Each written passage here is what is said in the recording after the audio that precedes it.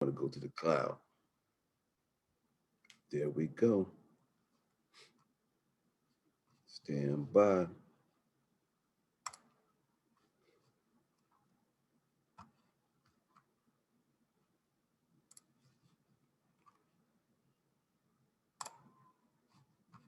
With MailChimp's customer journey smarts, you can track with a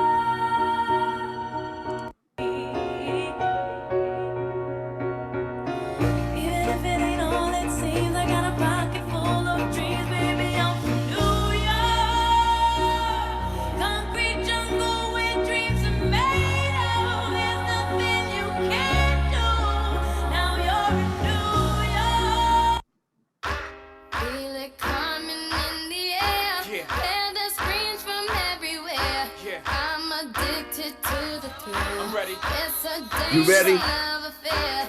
You ready? What's up?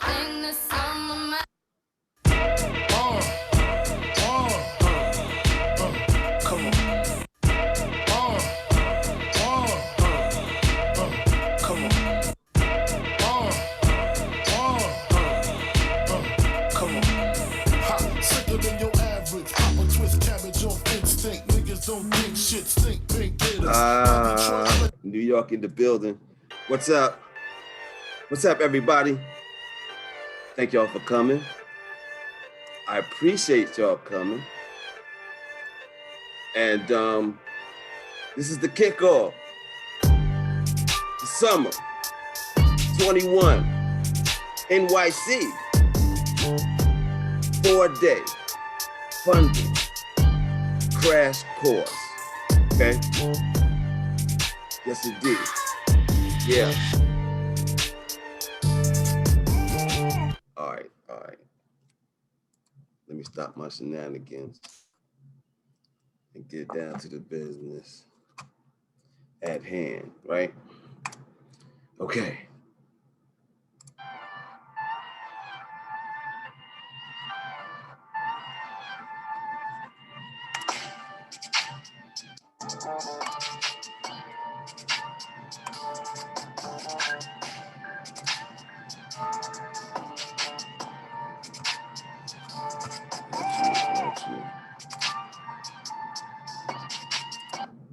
Okay, at this point in time, if you can hear me and you know where the chat box is, this is what I want you to do. I want you to put your name and the type of business that you operate in the chat box. I also want to put what state you are from.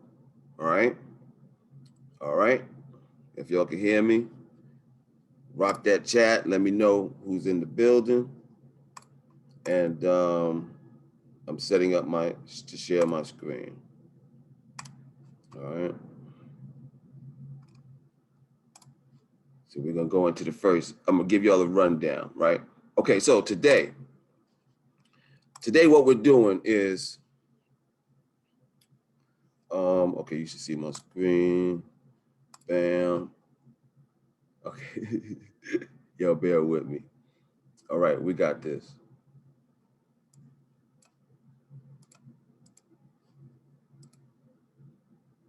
Okay, so thank y'all everybody for coming.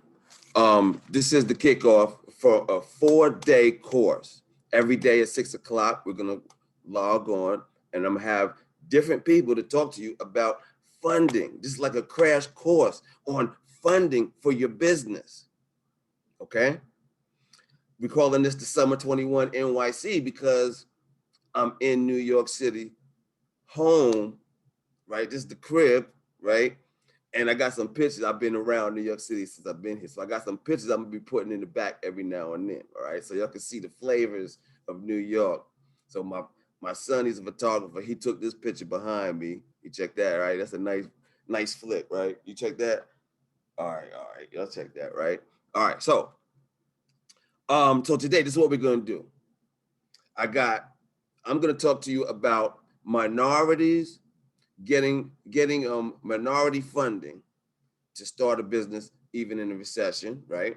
And I'm gonna talk to you about equipment financing, right? And then I'm gonna introduce a good friend of mine, Laura Sims. She's from Operation Hope. And she's gonna tell you about Operation Hope. And I brought her on here because Operation Hope helps families and businesses all over the nation. And I want y'all to know about the things that they do. They're significant to the growth of us and small businesses. Okay. I'm also going to have a VP from BB&T, now TRUIST, come in and talk about how their bank helps small businesses. Okay. So we're going to start right away and do get minority loans to start a business even in a recession. Okay. Let's see who we got in the building. This is what I like to do, my shout outs. We got Lisa Shea in the building. Let's see. Miss Ivory, she likes to move. And I think I answered Miss Lemon's question about the recordings. And y'all know about the address. You'll go to the website to check out the YouTube channel, and my YouTube channel got a lot of information on it already, and these recordings will be on there. I also got on that YouTube channel the spring series, the winter series that we did. All right, so check those. Okay, we got Tiffany in the building. Melissa, thank y'all for coming. Shay Boogie, ain't your name supposed to be Shay Boogie? Jasmine, Chicago in the building, Chi-Town. She got the product business, okay. Tiffany Solo, she's an esthetician. Did I pronounce that right? She's in Ohio Players. Dakota from Texas, calling from Georgia, ATL. Shay from the GA, and she's in beverage coffee business. Melissa from Colorado. She grows organic mushrooms. Oh, wow. Also, I have a freeze dry business for fresh produce. Okay. You'll always be in business in the food industry, right? Okay. John from GA is in the building. Miss La Ivory. What's this? Mobile bar. Oh, she has a mobile bar? Get out of here. She's from Georgia. Okay, let's see, who else? We got Dakota, brand building, online commerce, streaming, looking for secure a building long-term, venue, office space, and all that. Okay, I got some situations that could be good for you. Oh, definitely through these 4-day series, will you have the information to properly make a good decision, okay, and on how to get the best rates, okay, and terms for your business loan to buy your venue, okay, or lease your venue. Okay, who else we got? Nisi from North Carolina. She got an anger and stress specialist. That's what they said I needed when I got a divorce. Okay. Okay, that was a joke. Okay, Labrin. Oh, I'm gonna mess up your name, Miss. I'm gonna mess up your last name too. I'm just gonna call you Lael. How about that, Lael? She got D&L services, a BLS CPR, first aid, and AED training service in Georgia. Um, Miss Overstreet says, good afternoon to everyone in the building. She's so polite and nice. Melissa, Thank you. Oh, thank you for coming. That's the move right there. But we do got some good info for you. Oh, Bryn. Okay, Bryn.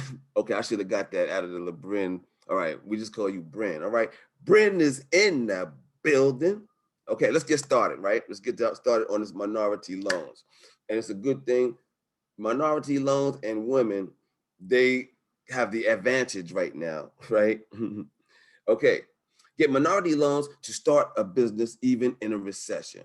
Okay, now notice at the bottom there are these buttons at the bottom, right? I think I got the wrong slide up. I might have the wrong slide up, but we're gonna work it anyway. Oh, hold on. Maybe I need to switch. We're just gonna work it anyway.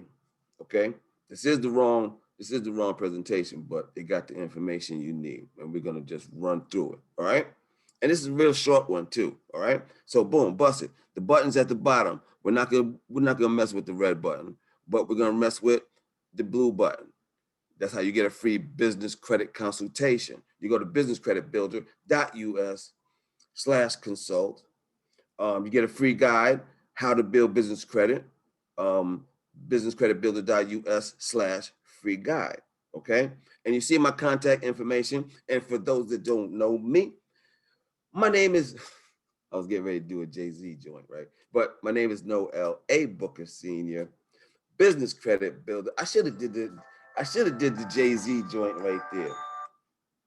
Okay, you got my contact info, right? Okay. So the changing business landscape as the COVID-19 situation continues to transform our economy. Startup businesses still need money. Good time to start a business or prepare your business to get funding. Okay, entrepreneurial dreams are for all.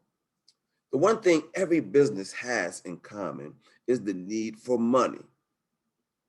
For business owners who are members of a protected class, there are several options for funding.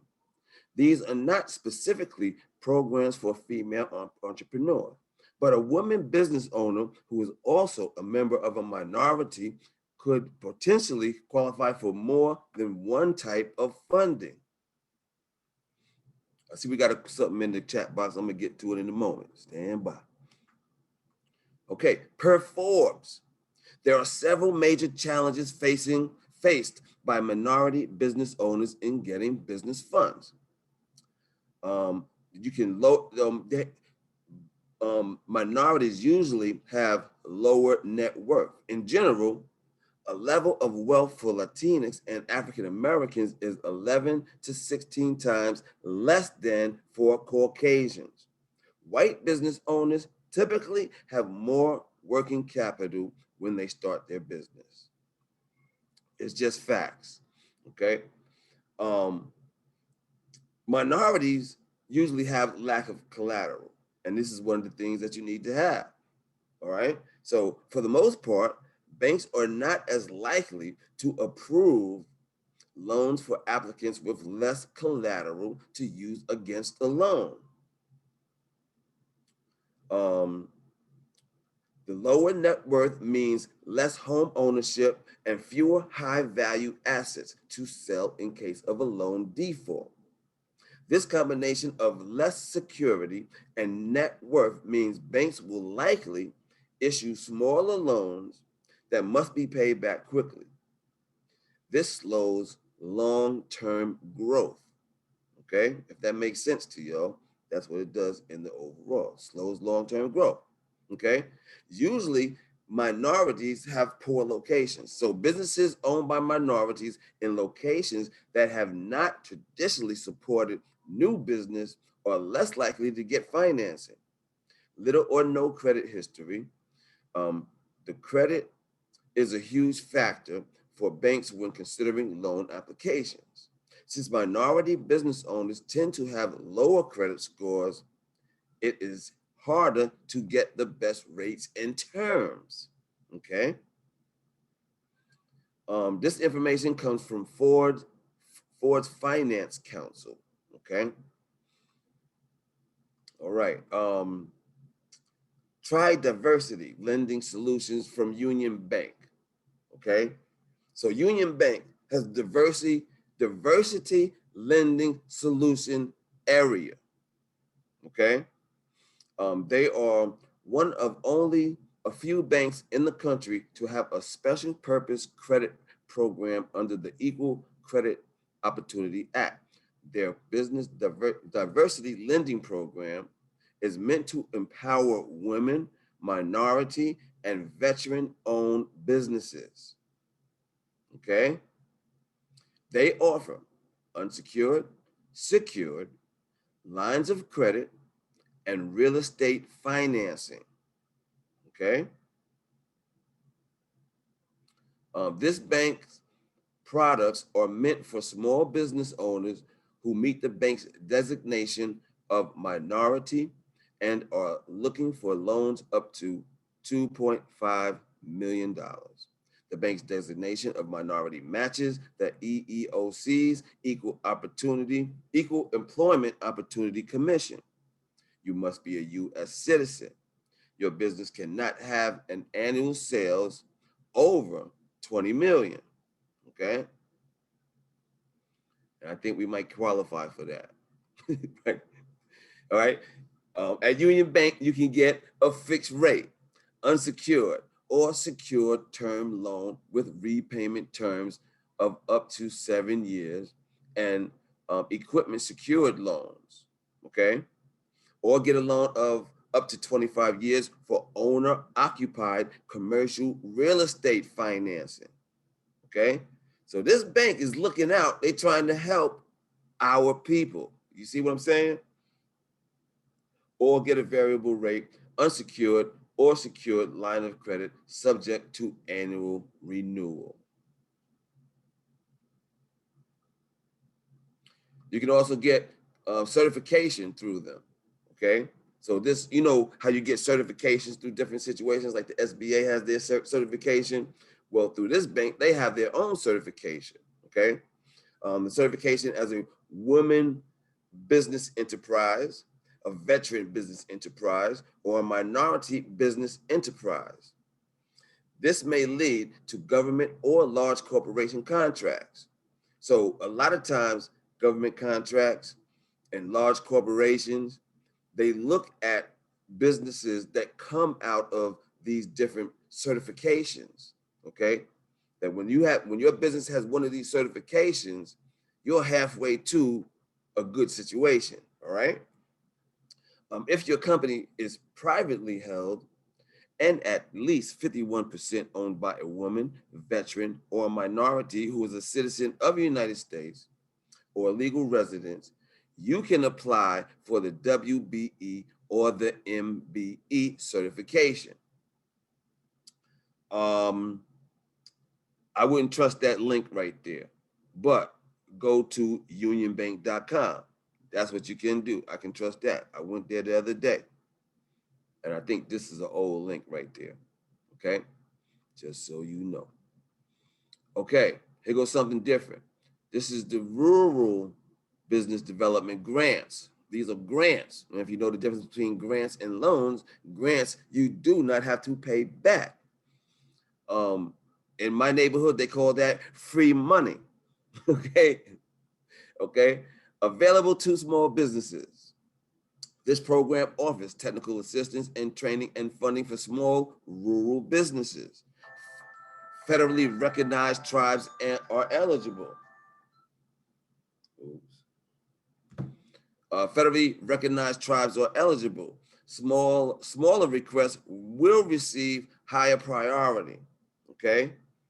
I would probably, to find it, I probably Google rural business development grants. I have not checked that link lately, but a year ago I did check that link. Okay. So if y'all got that, y'all can screenshot it, or it's gonna be in the video. Okay. Here goes something else. The NIH. Okay. What's this here? The NIH Small Business Innovation Research. Okay. This is a governmental initiative. It's related to small business technology transfer. They call it SBTT. The goal of these programs is to encourage innovation and entrepreneurship to the socially and economically disadvantaged and women-owned small businesses. There are 11 eligible government agencies must set aside some of their budgets. Okay. Oh, in other words, there are 11 eligible government agencies that must set aside money in their budgets for this. Okay.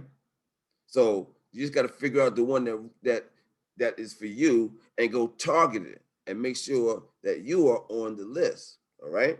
And you do what you need to do. You find out because the money is out there. You just got to know that it's there and know how to get at it. Okay. So domestic businesses can engage in R&D, that's research and development, with a strong potential of technological commercialization. I went to school for real though. Okay, let's see. Somebody has had a question. Noel, Lisa Shade. Noel said, Noel, will you discuss building business credit, securing an investor like and angel investors and marketing funds all needs? More, we're going to do that more tomorrow. Tomorrow and Wednesday, we're going to get more into those type of situations. All right. That was a good question, Lisa Shea Boogie. that's my play cousin, Shay Boogie. Okay. Okay, so the NIH, right? It has these different departments that have budgets set aside and they must spend. I mean, they must spend the money, all right? So, Agriculture Department, the Commerce Department, National Institute of Standards and Technology, all right? Defense Department, Education Department, Energy Department, Department of Health and Human Services, Homeland Security, Transportation Department, Environmental Protection Agency, and NASA. All of these have budgets to go to the community and help the community, okay? National Science Foundation, okay? So you go research these places, there's some money out there, see if you fit in, okay? Okay, here goes another situation. ASEAN. I'm just gonna pronounce it ASEAN. I hope I'm not messing it up. But anyway, ASEAN has a micro lending program meant to target low to moderate income businesses, okay? Owners who are having a hard time accessing capital via traditional channels. So ASEAN will work with you to make sure your small business financial needs are met during the coronavirus crisis. Member organizations offer small business loans from $300 to $1 million. Funding is for pre-existing businesses and startups, okay? And startups, this is good for startups, okay? The uses of for loan money is to buy inventory, buying or leasing equipment, professional expenses, hiring employees, financing and expenses involved with being an entrepreneur. Okay. Funds are available for members of minorities, veterans, women, the disabled, and low to medium income business owners. Okay. To qualify for a loan, you must be no more than 30 days late on any bills, credit cards, or any other payment. If you are late, the total late balance must be under $3,000. Not have any mortgage rated adjustments due during the term of the loan, the ARM loan, adjustable rate mortgage during the term of the loan. Loans cannot adjust, okay? Not have declared bankruptcy in the past 12 months, not have to not have to pay late rent or mortgage payments in the past 12 months, not have gone through foreclosure in the past 24 months. Startups must have less than $3,000 in past due debt. Startups must present 2 most recent pay stubs. Startups must have a business plan with a 12 months cash flow projection. And startups must have a partner referral like SCORE or the SBDC. Okay, so that's good information to know. Check out the link for that one. It's us.asion.org. All right, and then look for the resources because they might have changed that link and stuff, right? Okay, so y'all got that, right? Okay. Here goes another one, and then this section is going to end up, and I think I'm just going to go right into Miss Laura Sims. All right, because I used up a whole bunch of time already. Okay, so this is Camino Financial Loans for Latinx Entrepreneurs. All right, is that the right terminology? I don't know. Okay, Camino Financial specializes in loaning to Latinx-owned businesses. Up to $400,000 is available. Camino offers discounted products on services. Get an instant quote and funding with 22. I'm sorry, I got family stuff going on, and that's my cousin calling, and I can't seem to hang up. Okay, I'm sorry. So this is the website for CaminoFinancial.com. All right. I'm sorry about that. Okay, CaminoFinancial.com. All right. Okay, what else we got? Business Center for New Americans for Immigrant Funding. This is for residents of New York City. Okay. The Business Center for New Americans offers business loans from $75,000 to $250,000, specifically for immigrants, refugees, and women entrepreneurs in New York City. This organization's funding provides a path to self-sufficiency for immigrants and refugees. Funding is only for small businesses in Queens and Staten Island, and for specifically immigrant, refugee, or women-owned businesses in Brooklyn, Bronx, and the Manhattan. Okay? And this is the website, nybcna.org.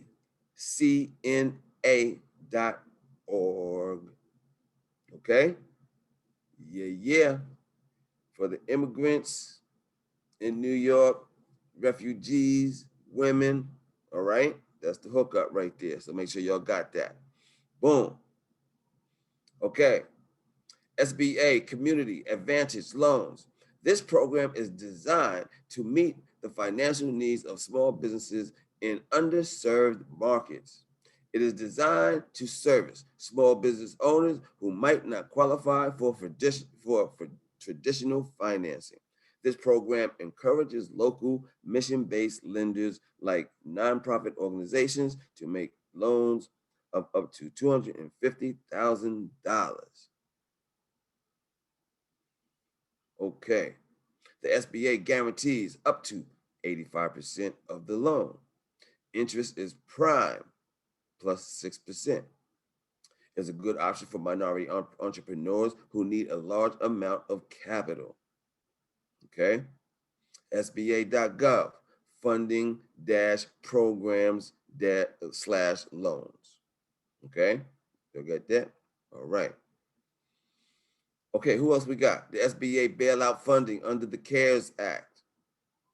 I think we passed this stuff here. This is old stuff here. CARES Act stuff. If you missed that money, sorry.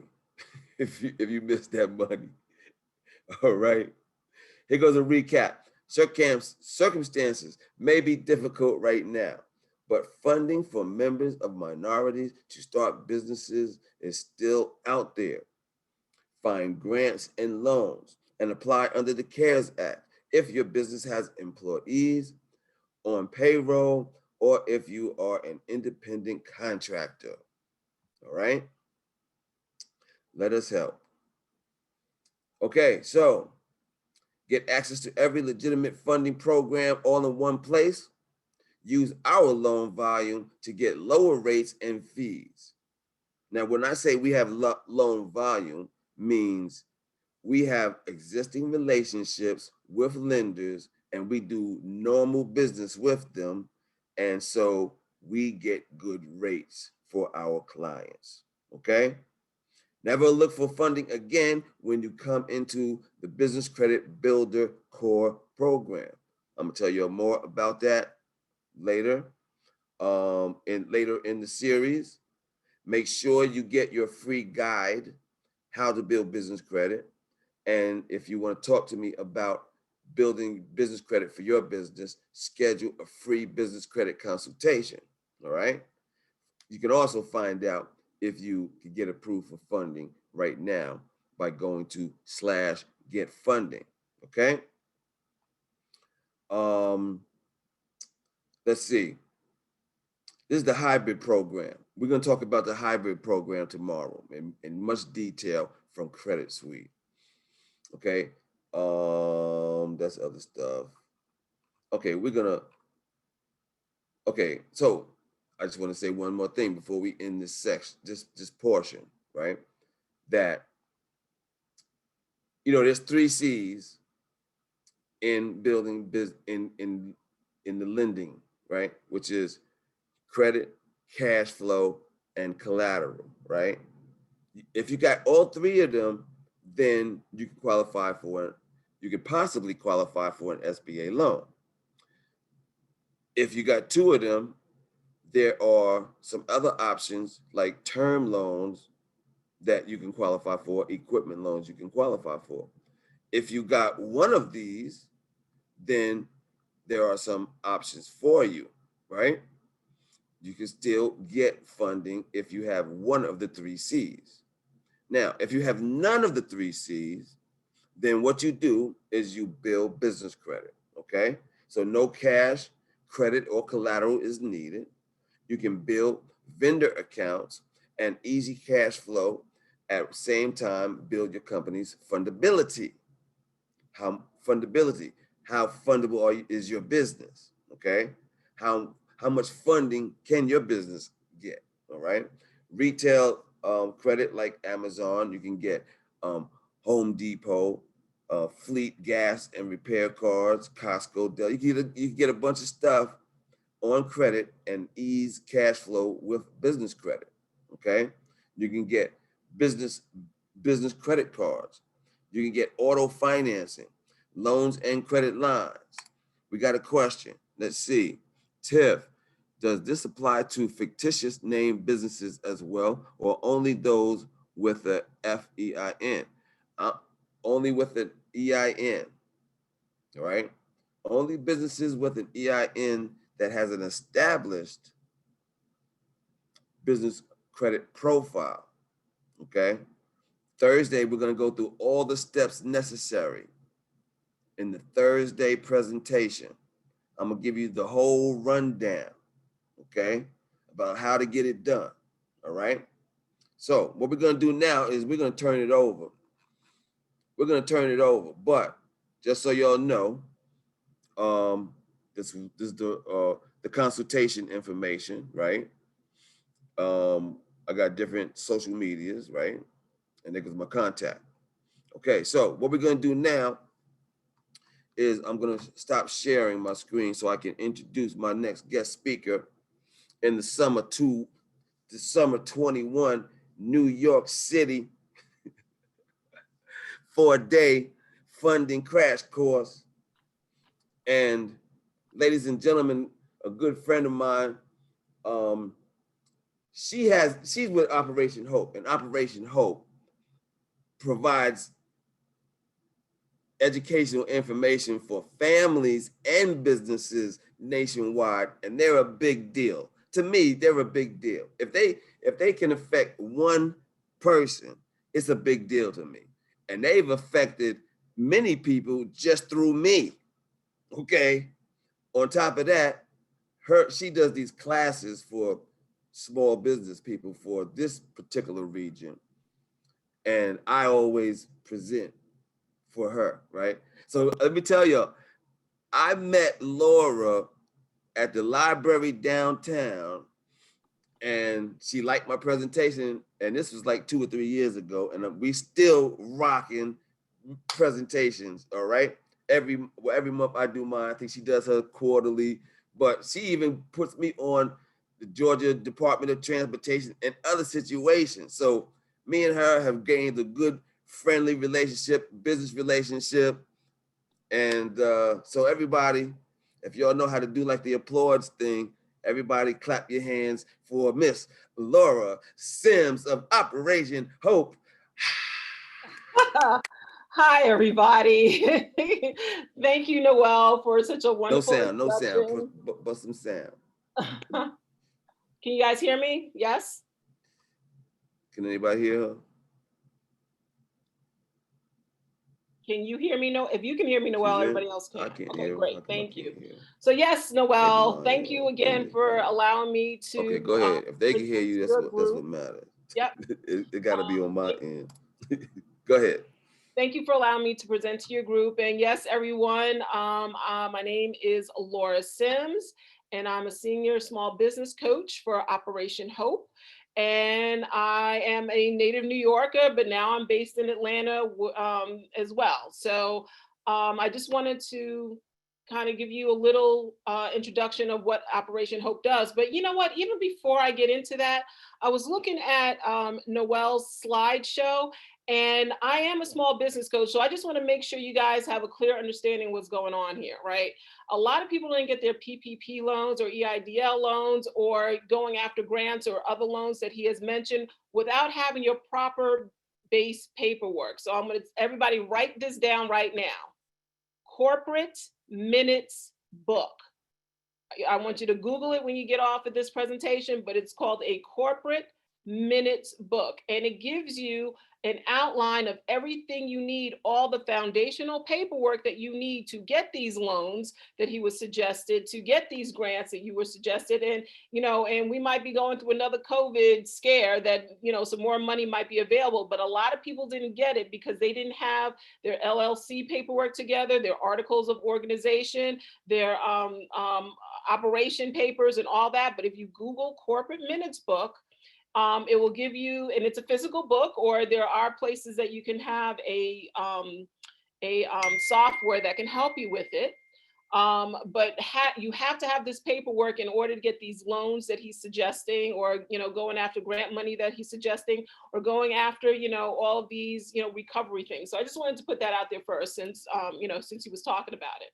But again, my name is Laura Sims, and I'm the small business coach for Operation Hope. I am based out of Decatur, and this is my email address. I want to talk to you a little bit about Operation Hope. Operation Hope is almost 3 decades old, and it was founded out of the riots of LA. Hopefully people were old enough to remember the Rodney King riots, where our founder, John Hope Bryant, felt that if you were a stakeholder in your community, meaning a business owner or owns a home, you probably wouldn't burn it down. And so he developed this program, Operation Hope, to help teach financial dignity. That is our problem as minorities. We don't have a lot of, you know, education involved with that. You know, other people, you know, they get this information passed down generation to generation, but unfortunately we do not. And so, you know, we want to make sure that everyone is educated in regards to what is available for you financially, how to get good credit, how to get business loans, how to open up a business. They want, you know, John Hope Bryant, who's the founder, wanted you guys to be self-sufficient. So that's why Operation Hope was created. You can see there's a question that we're dealing with. There's a question, Laura. Yes. How are you going to do your questions? I could tell them, you know, I could read them out to you. What is the corporate minute book? What is it? It This is is from Jasmine. actually an outline of all the paperwork you need to have a legitimate business. Like I said, people didn't get their PPP loans or EIDL loans because they did not have their articles of organization if they're an LLC. They did not have their operating agreement. They did not have, some of them might have, if you are a corporation, you need to have stockholders. So yes, Jasmine, you spelt it right. So it's Corporate Minute Book. Absolutely. You guys just Google it and you'll find several versions of it. And it is definitely worth the money. And again, it is your foundational paperwork for all LLCs and corporations and things like that. And I'll after my presentation, I'll give you a little slide to let you know what it looks like so we'll have a clear understanding. Okay. All right, so that being said, Operation Hope is all across the country. We have over 150 locations currently, and we will probably have over 180 before the end of the year. And so you can see where we are across the United States. Currently, we are working virtual, but you can work with me virtual no matter what part of the country that you're in if you're interested in one-on-one counseling. By the way, all of our services are absolutely no charge to you. There's no upsell, there's no nothing. We are a nonprofit and our goal is to teach financial dignity and to help people own businesses and own homes. That is our goal. We have several business models within Operation Hope. Hope Inside Adult, which is the one I'm a part of. So someone like me is sitting inside of a SunTrust Now Truist branch, BB&T Now Truist branch, Bank of America, Wells Fargo, and a couple other banks that I probably don't know that's outside of our area, but we're sitting in several banks. And we teach programs in credit and money management, home buying, and small business development. I handle small business and credit and money management. We have a Hope Inside Youth program, which teaches financial literacy to our young people. As you all know, jobs are never promised. They are never promised. So we got to teach our young people to have a different attitude when it comes to work and entrepreneurship. Also, we have a program called Hope Inside the Workplace, where someone like me is sitting inside Delta, is sitting inside UPS, is sitting inside Atlanta Public Schools, is sitting inside Atlanta Police Department, and several other corporations where the corporations felt the need for their employees to be exposed to us. Okay, and so that being said, that's why they sponsor us, and that's why the services are no cost to you. And so we also have a program called Hope Inside Disaster, which you can imagine, it went crazy last year with all the COVID, because COVID is included in our disaster program. It originally started when people are experiencing floods or fires or things of that nature, and we are here to help you get back on your feet. Okay. All right, so let's talk about my main program. My main program is a small business development program. It has 3 parts to it. Again, we are across the country, so you can find coaches like me in your area more than likely, okay? But the small business program has 3 parts to it. It has a general overview workshop, and even I go a little rogue. They call me rogue, which is probably why me and Noel get along, where I do sometimes do other workshops as a one-off other than the general overview small business development program workshop. We also have a 8-part series called the Entrepreneurial Training Program, where it's free. I do it 3 times a year. My next one and my last one for the year is starting actually next week. So you guys still have an opportunity. If you guys can put your email in the chat, or maybe I'll talk to Noel to see who's listed and I'll give you guys the information. But it's an 8-part series. The goal of the series is to create a business plan. And the business plan, you need to do while graduating. We have a Shark Tank presentation that needs to be done. And I'm sorry, there's no money at the end of the tunnel, but it helps you with presenting your business. The whole goal is understanding your business. And within that 8-part series, we deal with the business credit, and that's what Noel presents on. I have an accountant come in, I have an attorney come in, I have someone who's dealing with business insurance. I have someone who deals with financial statements. And I started something new this year, like minority certifications, because guess what, everybody? This is our season, right? This is our season for minority business, where corporate America as well as government is looking for us to help fulfill some government contracts. So that's why I felt like minority certifications were important. So it's really a good foundational program. And it's something that I offer 3 times a year. All of the small business coaches across the country also offer it as well. So I will give you some information, if you can't get into my class, how you can get into anybody's class, okay? One of our other big initiatives is credit and money management, which I also do as well, okay?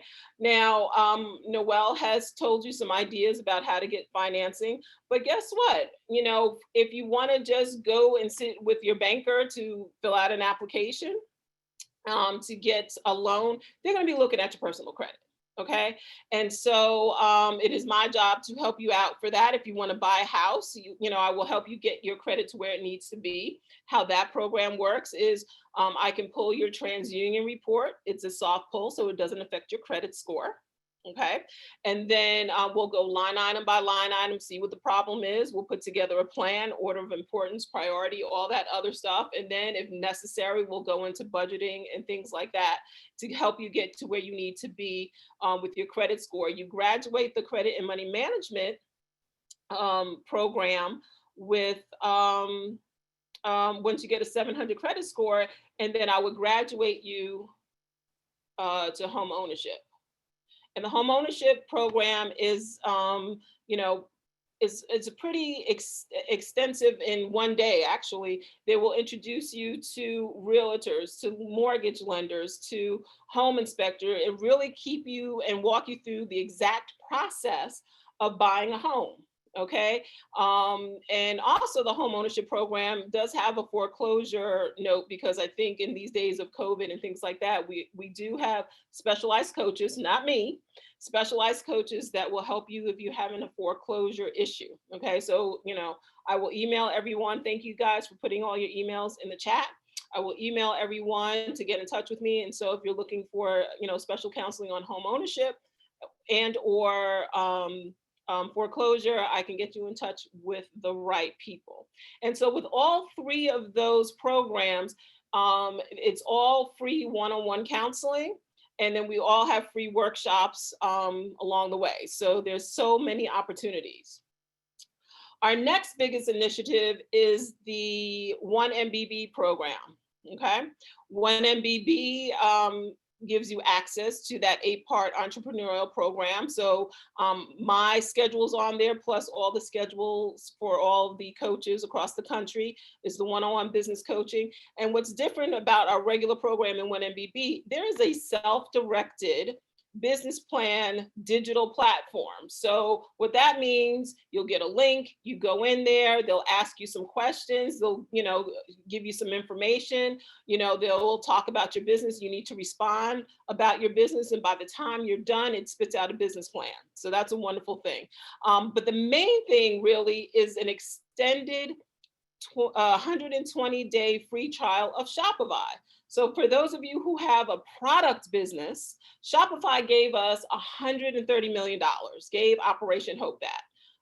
So if you haven't heard about it, hopefully you'll look it up.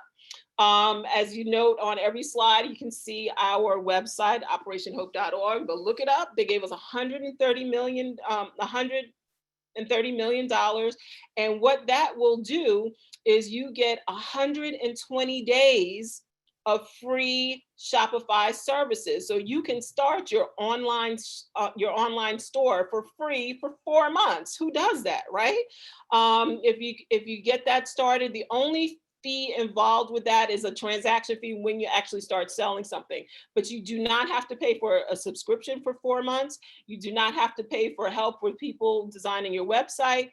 All the services that Shopify has, you will get free if you sign up for this program for 120 days. And of course, including that is a 40-hour online store certification program. So it will teach you how to build a program and access to build a Black community. And what that means is, as entrepreneurs, let me even take a step back.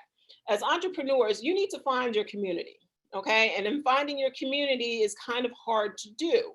And so this gives you an opportunity to maybe find a mentor in your particular area of industry, of, you know, some kind of mentor of some sort. And so you get access to that, you know, once you register for this program. So it's really a dynamic program. We're just going into the second year of it. So it's been a wonderful opportunity. Also, our latest initiative, which actually literally came out last month, so I don't even have all the details, but I'm going to tell you the best I can, is Financial Literacy for All, www.fl4a.org. And the goal of the program is really to intensify the education of financial literacy across the board. I mean, because that is what's getting everybody in trouble. They just don't know what financial resources are available, you know, and I'm about to, you know, call out my age, but they don't know how to balance a checkbook. So those of you who don't even know what a checkbook is probably at this stage, but, you know, you need to understand your finances. You need to understand, you know, what to do when you're looking to buy a home to make sure your credit's good, because buying power is everything. And buying power means you get access to the lowest interest rate possible to buy a car, to buy a home, to get a business loan, and your personal credit is involved with that. This initiative will have resources on how teaching people how to budget and what have you. So it's really exciting. It's new. And so check out the website again, www.fl4a.org. Next, we have all things Operation Hope, which is the Operation Hope channel, right? I mean, that's the next thing, right? Next line of progression. So if you go on operationhopechannel.org, you will see all things Operation Hope. That includes all the initiatives that I spoke about. You know, I'm sorry, that should have been data and research impacting minority communities. Our Hope Global Forums, where we've had presidents speak there, captains of industry speak there, and it is open for everyone to learn from these people and how they got there and how they're feeling about the economy at large, basic news and testimonials. So I definitely suggest that you go to operationhopechannel.org. But keep in mind, if you don't know any website, just go to the regular website and it will definitely connect you to all of these other opportunities. Some other important things that that we do like to discuss is, again, our disaster program. And we are connected with the American Red Cross and FEMA. Okay, and so we do provide services for disasters, as I mentioned before, that, you know, the initial reason for this initiative was to help people with, you know, floods or fires or things like that. Now, I personally help rebuild credit counseling. I help with grants and loan applications, small business counseling. If you need anything else on this slide, feel free to ask me and I will refer you out to the right people. But again, you know, we are just here to help. And that's the whole purpose of Operation Hope. Another one of our initiatives is the VITA program, the Volunteer Income Tax Assistance. Now, I know it's after tax season, although some of us might be still filing late, which means October, you know, you got until October to file, but you can get free tax help. Now, when I send you my email, there is a link that will link you directly to this information and to see if you qualify. You know, if you make less than $56,000 a year, you could potentially qualify to get free tax assistance, again, especially if you are late on your taxes for this year or for any year moving forward.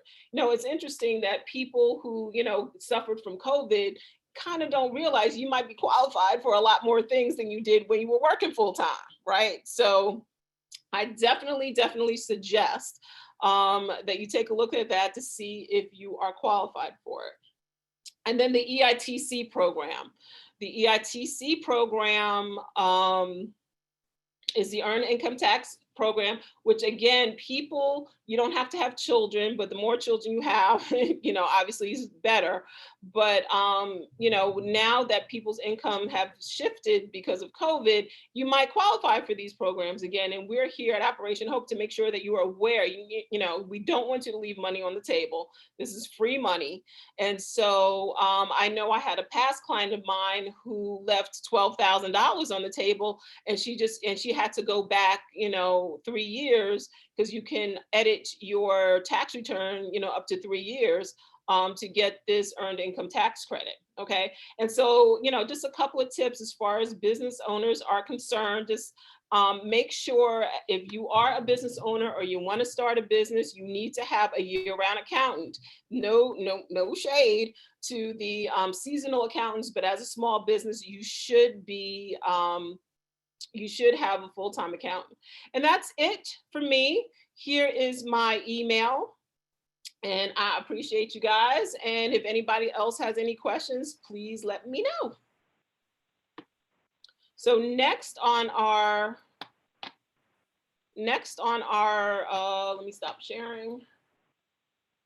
Okay, so next on our agenda is going to be Miss TAMIKA Stafford. She attended the BB&T banking school at Wake Forest University and is a Georgia State University candidate for her bachelor's degree in accounting. She has over 15 years of experience in financial services with BB&T, now TRUIST, spending over 10 years as a customer and small business lender. TAMIKA currently facilitates financial education sessions for the unbanked and underbanked micro and small business owners, providing bank solutions and other relevant resources. She sits on the board of the Atlanta Business League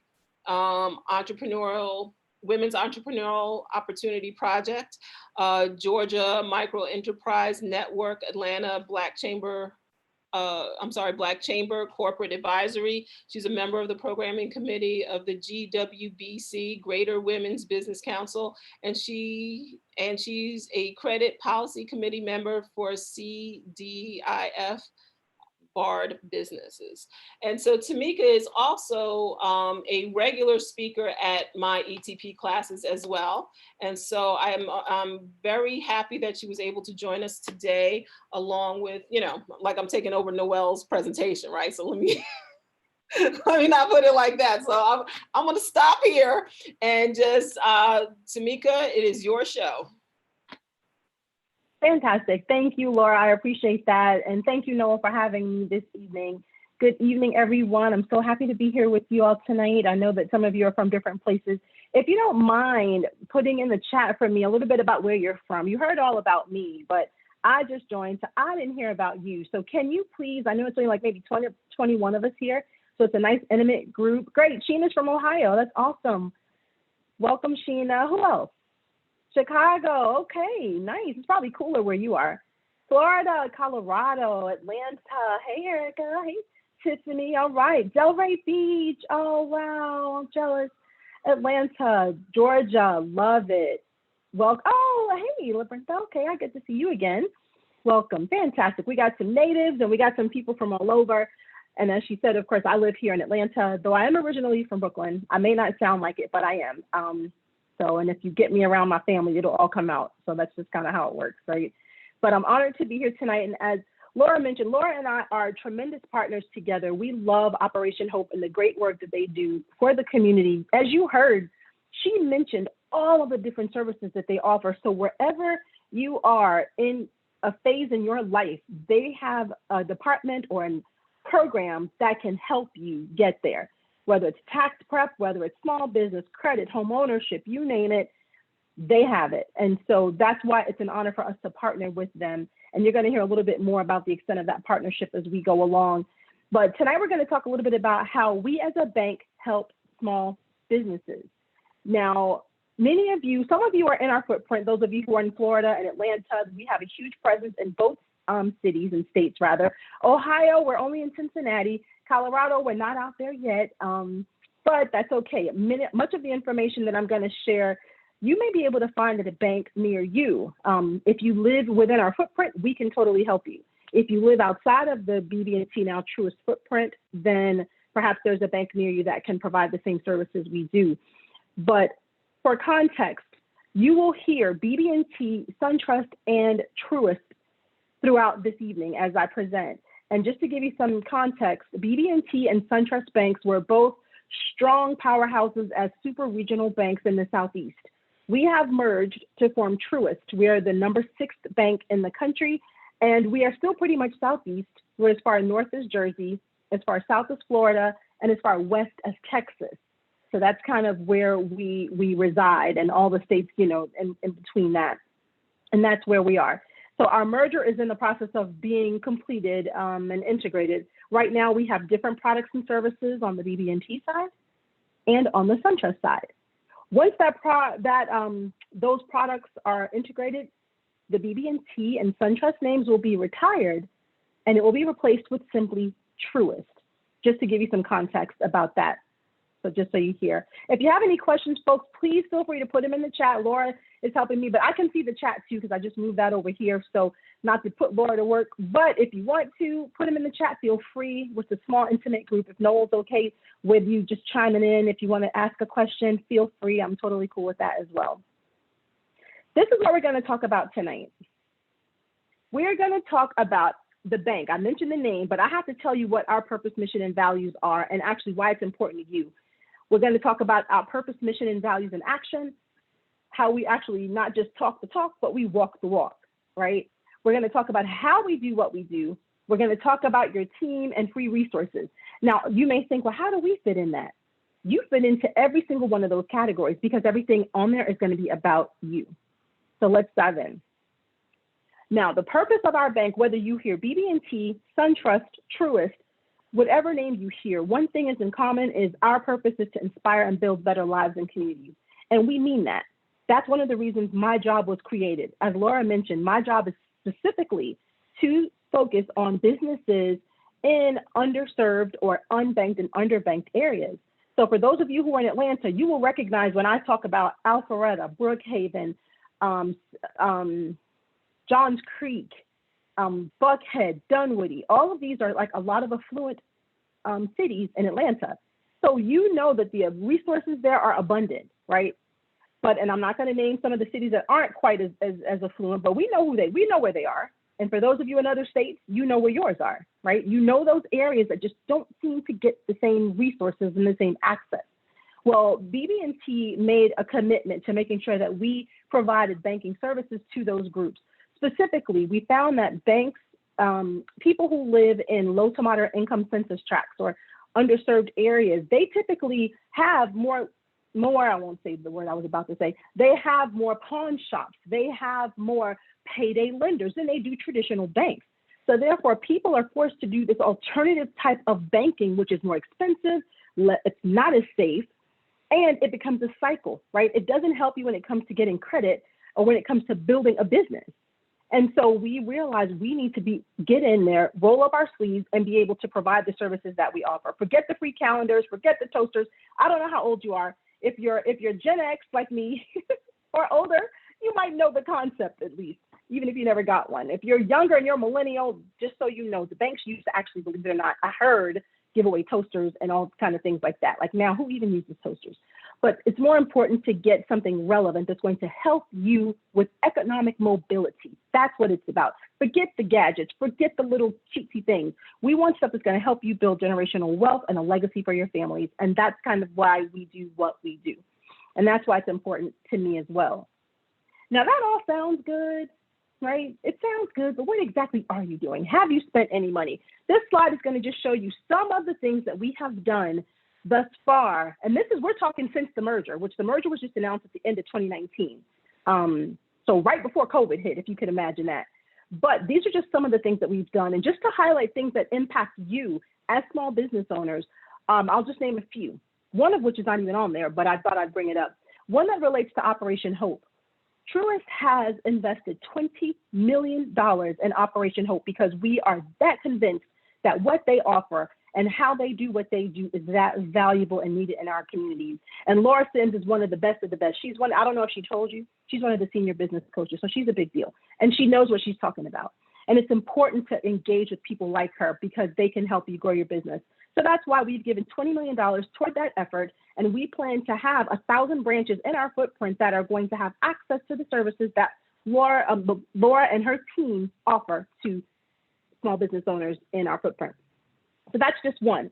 Another is we have given $40 million to a CDF, to a nonprofit lending arm, right? And it's called, it partners with ACE. For those of you who live in Atlanta, again, you'll recognize some of these names. ACE, Lift Fund. These are nonprofit lenders that lend to small business owners that don't qualify for traditional credit. We know that. We get that. We know that we still have criteria that we can't change, right? We're a bank. We have regulators. We have shareholders. We have to be compliant with certain areas and consistent in that. No handshakes and winks anymore, right? So therefore, because of that, if you don't qualify, we simply can't help you from a lending standpoint. But that doesn't mean you don't still need the money and there aren't still other avenues. Hence, we've partnered with nonprofits that can help you when you're struggling with the cash flow or the credit piece. And that's ACE and Lift Fund. Those are nonprofit lenders here. There are some all over the country. For those of you in Ohio and Colorado and Florida, they exist in your areas as well. And if you need some help finding one, I can help you. In fact, Laura, if Laura's still out there, maybe you can put the link in the chat for that. It's ofn.org is the actual, is the website where you can find that. But just know that that's an option for you. Third, the bank has given, and this is on the slide as well, over $17 billion in PPP loans through second quarter of 2021 to support small businesses. I don't have the actual stats as to how many of those were small businesses. Last year, though, I will tell you there was 85% that went to businesses that had less than 5 employees, and the revenues were not these big major companies, right? So we care about the small business owners. We put our money where our mouth is. Now, thank you, Laura. One of the things that we do is when we meet with small businesses, Noel asked me to tell you, how do we help small businesses? Well, I told you high level what we do and on the grand scheme of things, that people in higher pay grades than me and Laura make these great decisions about writing these big fancy checks to help the communities, and that's great. But how are we grassroots helping folks one-on-one? Laura told you about some of the programs she offers and what she does. And I'm going to tell you about something we do for small business owners in our area. And this is throughout our footprint, actually. So we conduct a one-on-one conversation with our business owners, and it's called Financial Insights, Small Business Financial Insights. The slide you see in front of you shows kind of what we do and how we go about it. We want to learn about your business. We don't care if you just started. We don't care if you're just a year in, you started during the pandemic, you just finished your business plan. We want to know because we want to grow with you. We'll meet you where you are. So we want to know how your business is operating. And we're going to give you some stats about your industry to give you some insights that you may not have otherwise been aware of. Then we're going to discover exactly what your needs are in 5 major areas. We take a holistic view. You may come in just to open a bank account. We want to make sure that we're making you aware of all the things that you need to know about as a business owner.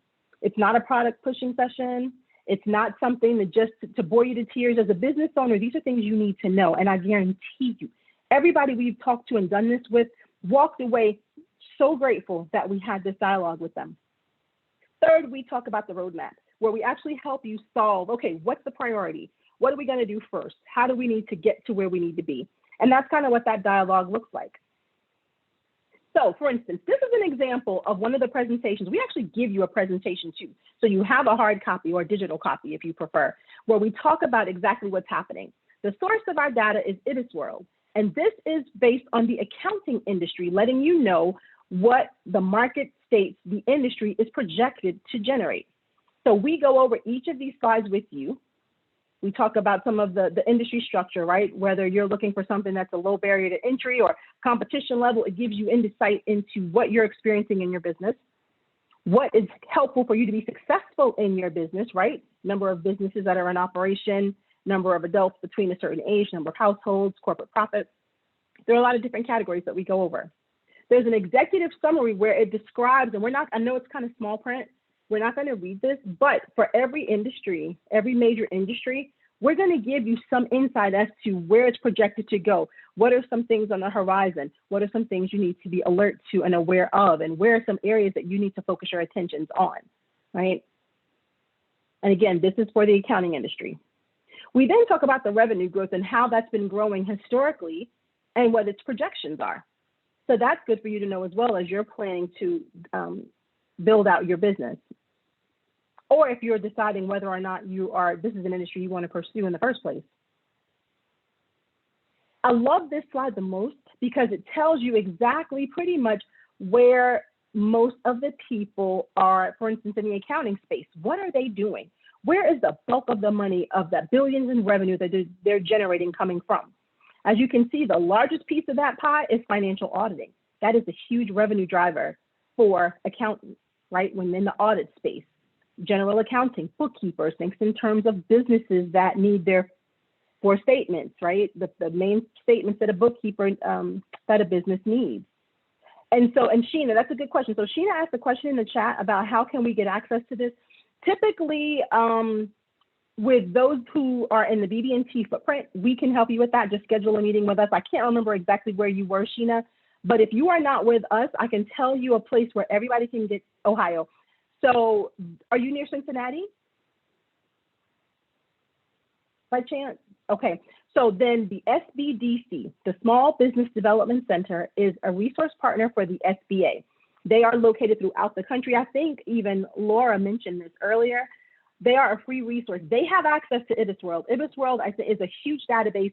I think it's prohibitively expensive, which is why the average person just can't get a subscription. But SBDC, free service to you. It's IBIS World. That's how you, I may be mispronouncing it, so don't quote me and don't judge me. But if you go to the Small Business Development Center, they will know. If you tell them, I need market research for my industry. In fact, what do you do, Sheena? What industry are you in? And she's about to put that in the chat. Consulting. So, and there is one for consulting. It'll give you a lot of good insights on that as well, as to what that looks like. But I do recommend you get with SBDC because they are consultants and they get government funding based on how successful they help your business become. So it behooves them to help you grow and get to where you need to be. So that, and it's free to you. So therefore you want to be connected with them. And they're all educated. They're all they have their MBAs and thank you, Laura. Unfortunately, if you're not in the footprint of BB&T, now TRUIST, you can't. You have to be within the states of the eastern seaboard, basically, as far north as Jersey, as far south as Florida, as far west as Texas. But this seems like it's more personalized here. What I'm about to go into are questions that every business owner needs to know. Oh, good, Sheena, you know them.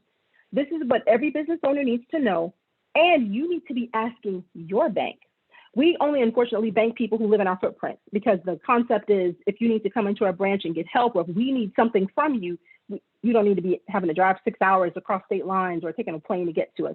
And that's kind of, and also there are different state laws that are in other states that we just wouldn't have jurisdiction over. So that's kind of what that's like. But so SBDC is in every state though. So this talks about the segmentation, right? About the different segments where there is opportunity, right? Now, the major markets of where most of the people who are in this section or the people who are using your service, they're in the finance sector. They are in, and think of corporate auditing, right? We talked about the financial auditing. Think of corporate auditors. We're talking about manufacturing, individuals, tax prep, right? There are other areas, public sector. So this gives you some idea of where people are in that space. And for your industry, it's good to know. This tells you some success factors of what you need to be successful in that business. I'm not going to go too deep into it, but for accountants, this is exactly what they're suggesting that you would need. And this is a bit of a SWOT analysis, if you will, right? So it's going to give you the threats and opportunities for that particular industry. Now, in this particular industry, there's a lot of competition, so you have to differentiate yourself. And so therefore, we talk about the ways in which you can mitigate that risk and hedge against that risk. They talk about the number of businesses decreasing, so therefore their competition will get even higher. But then there's opportunities, right? Where is there an opportunity? You have a lot of solopreneurs and people who work from home, more micro businesses, and more people using accounting services that didn't before. So that's just one example. Many of you may not be in that industry, but just that gives you an idea of the kind of content that's shared. Now, this slide is going to deal with, and the remaining slides will deal with something that everybody can benefit from. And this is what we do with our business clients. Now, again, if you're not in our footprint, that's okay. you can still be thinking about these things and engaging your banking partner where you are. So for instance, these are some of the things your banking partner should want to know. And this is what we ask. Tell us about your business. How did you get started? What's important to you? Like, what are your revenues? We want to know, how did you get there? Like, if your business name, in fact, just put some business names in the chat for me so I can know kind of what kind of industries we have out there, because that will be helpful as well. So Sheena, I know you said, I think you do consulting, and I think I saw a few other people out here. What are you doing? Like, what's the name of your businesses? And you can put it in the chat. You can just say it out loud. Magnificent Fungi. Okay, cool. Guided Growth Consulting. Very nice. Fresh mushrooms. I love mushrooms, Melissa. I love them. Beauty by Blue Aesthetics. I love it. Awesome. Very nice. Construction management, transitional housing, definitely needed. Safety training. Oh, I love. Oh, hey, that's, of course, I know you. So good to see you. Very nice. Very nice. All valid, all needed. Nothing got a wash. Mainly for, what does WDF stand for? Mainly for seniors. Got a wash. Shy, what is WDF? Oh, thank you. Okay, thank you for that, because I was wondering, that can take on a lot of different connotations. Like, what are we washing? Like bodily hygiene, or what's going on? But I love it. Wash, dry, fold. Love it. Definitely needed. Fantastic. So wherever you bank, they need to know what you're doing, right? Not only because it helps you with building that relationship, but it also helps them if A, they can send you someone who can be a potential client for you or a potential partner for you, right? Or another opportunity. They may know someone that you're trying to get connected with. They bank a lot of people. Just like Laura, we're connected to a lot of people in our respective communities. We know people that can potentially help you. So it behooves you to share with them what you do. We want to know what your goals are too. What's the plan? Different people enter businesses for different reasons. Are you trying to enter something? Is it just some side hustle money? Is it just something to do because you're really retired and you don't want, you're bored at home? Or are you looking to really, you want freedom, you want to make your own decisions, you want to job creation in your community? I knew a client who, he was impacted by the justice system, and he wanted to hire people who were in a similar situation. And I just love that, right? So therefore, he was able to provide them with working, living wage so they could actually support themselves. And of course, he was looking to grow. That is a different strategy and trajectory than a business that's just looking for a little side hustle. Paparazzi jewelry, no shade. I love paparazzi jewelry actually, but if it's just a side hustle for some little change, that's great. If you're trying to build an empire and get people under you, it's a whole different strategy. So we need to know what you're looking at doing. We want to know what challenges you're facing, what's happening in your world, and ways in which perhaps we can provide assistance. You may think that you're a bank, you sell checking accounts and you do loans, that's it. Again, we know people and we have products that can help you along your journey. And we're going to talk about some of those products right now, or some of those areas, not products, but areas. This is what we talk to our clients about when we have this consultation. And Sheena can appreciate this as a consultant. We talk about to them in 5 different areas potentially. They deal with business payment solutions or cash flow management, right? Credit products, which we also need, insurance, mitigating your risk, employee benefits, if you have any employees, or you are the employee, and personal financial needs. What we found is a lot of times business owners, they spend so much time and devotion digging into their business and hustling and grinding for this business to get it off the ground and sustain it and grow it, that they forget about themselves. And so we make sure that you're thinking about yourself and you're not leaving yourself out. And you're planning for retirement. You're not going to be beautiful and young forever, right? So you want to be able to plan for retirement so you don't have to hustle and grind. Your money is working for you. And now your business has afforded you freedom and time so you can travel or do whatever else it is that you want to do. And that's kind of some of the dialogue that we have with you. Let's talk about this first category, the cash flow management piece, right? So this is how we have that conversation. We want to know, and notice we have our products in the box here, but it's not really about pushing products, remember, and this is something you want to know. We want to know, who are your customers? How do they pay you? How do you make payments? And how are you managing that entire process? And while we're asking about those things, we dig deep. We don't just ask specifically, okay, that's great. we will go a little further to maybe give suggestions about ways you can make that more efficient, because that is the end of the game. You want to be efficient. So for instance, let's see, we got a few people here. We got, let's stick with, I want to go to my mushroom person, Melissa Smith. Melissa with the mushroom company. So Melissa, are you selling retail or B2B? Are you selling to businesses? Or are you selling to consumers? I don't know, we may have lost Melissa. Sorry about that. Yeah, I can business to consumer currently, because I'm operating under the Cottage Food Act. And so until I get my commercial kitchen, I'm not going from business to business. Okay, got it. So she's going to be business to consumer. Thank you, Melissa. So she's going to be business to consumer. So therefore, the way she collects money is going to be a lot different potentially than a business, right? So there may be some people that will pay you, like, give me some ways in which, for instance, that you will be, are you collecting revenue yet or operating yet, or still in the formative stages? No, I've worked a couple farmers markets, and essentially I've been just collecting cash and then doing some Venmo transactions. Very nice. Okay, and so you notice what she said, cash and Venmo, right? And that's typically what consumers pay. They like the mobile payment solutions. Some love cash. When you're B2B, you probably will never, ever, ever deal with cash. Not likely even the Venmo and the mobile payment solutions like that, but there may be other options. That's what we want to dig into to find out. How are you getting paid and how can we make it more efficient for you? I'll give you a perfect example. Let's say in the case of, let's say someone's credit card is stolen, right? And they come and want to buy up merchandise for you because they're on a shopping spree, right? They want to shop, they want to buy up things. And as far as you know, you run their credit card and it's fine and it goes through. And did you said Venmo and cash? So that may not be credit cards per se because they're using Venmo, but you still want to make sure in your case, for instance, there may be counterfeit bills that you deal with, which in the most cases, those are small bills. People typically don't counterfeit small bills. But if fraud is not an issue, what is going to happen to Melissa that when she gets that cash, what is she going to now have to do with that cash? Does it stay in her pocket? What does she do with it? And where does it have to go? And what does it cost her? And Melissa, you can chime in, or anyone can really. Well, my feeling currently is, since it's my first year in operation, my profit and loss statements are going to be huge for coming to people like you and asking for money.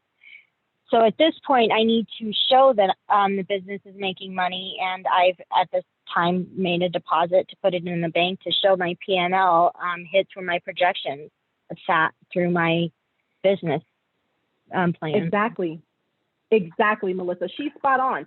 She's got to show that revenue. And what happens when you get cash? The temptation is there. You put it in your pocket. You got to make another stop. Before you go to the bank, you got kids, they're whining, they want something, you need to buy something, and your card strip the Max strip's not working, your Apple Pay is not working. And so guess what? You got this $300 or what, 500, but I don't know what you normally make a day in farmer's market. You got this money in your pocket. The temptation is there. So therefore, it's going to take her time to go to the bank to deposit that money. And that's why we want to talk about, are there more efficient ways for her to collect money so that she can save herself that trip to the bank, or heaven forbid, it getting lost or stolen, right? Because cash can't be replaced when it's lost or stolen like that. Can we make it more efficient so it saves her time and it's safer, right? Now, in some cases you can't. Some things just are cash intensive. Lottery tickets, people that sell lottery tickets got to pay cash.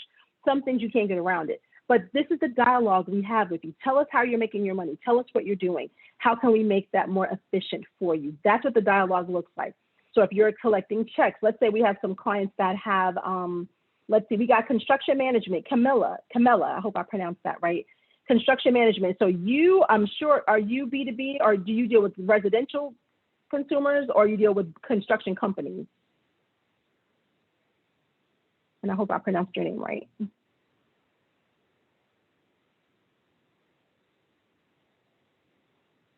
Government, okay, so she has government contracts. So in a case like that, she may be getting, are you getting checks? Are you getting funds wired in, or ACH? Hey, this is Kimala, ACH. ACH. Okay, perfect. So in a case like that, she has a great scenario where she doesn't have to go to the bank and make a deposit. ACH is automatically going into her account because she's dealing with government contracts.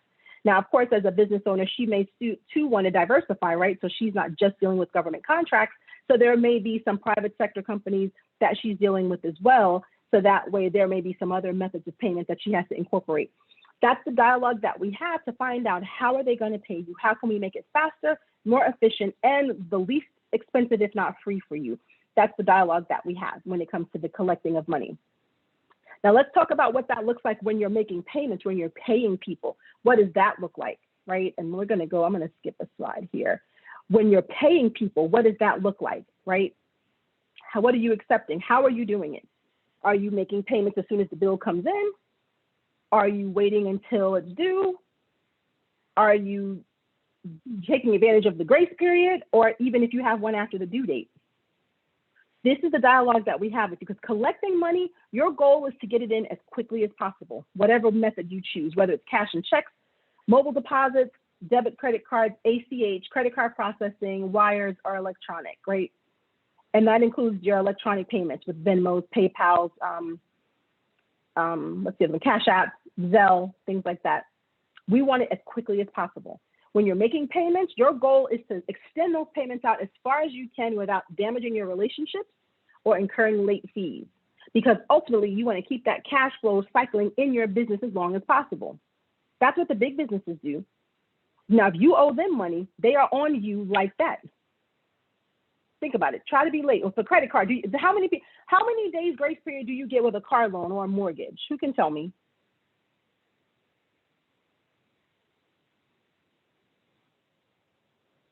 Or is there a grace period?